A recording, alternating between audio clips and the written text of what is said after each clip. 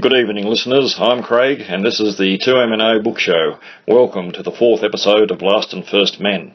Last episode we went from the conflict between America and China to the foundation of the first world state of the first men, our own primitive human species. In this episode we shall see the fruition of the development of the world state, its achievements and its flaws, and observe its downfall and the dark age which followed, and witness the rise of a second round of civilization for our species 100,000 years hence. It is also necessary to mention a few things about the time in which Stapledon was writing, and note some of the assumptions and prejudices common even to the intellectual elite of his day. Olaf Stapledon was a left-leaning university professor who would have been considered highly progressive for his day. It will therefore likely shock some people to learn that he considered the eugenics movement of the time to be simple common sense, and that he held attitudes towards non-European races which we would regard as shocking today. In his time, the following text would not have raised too many eyebrows.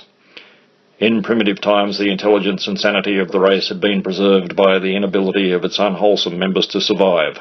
When humanitarianism came into vogue and the unsound were tended at public expense, this natural selection ceased. And since these unfortunates were incapable alike of prudence and of social responsibility, they procreated without restraint and threatened to infect the whole species with their rottenness.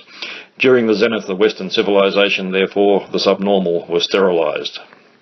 Today, this sentiment would be regarded as absolutely unacceptable, not for the religious reasons Stapledon imagined for eliminating the restriction, but simply because we now consider disabled people to properly enjoy the full range of human rights which everyone else partakes of.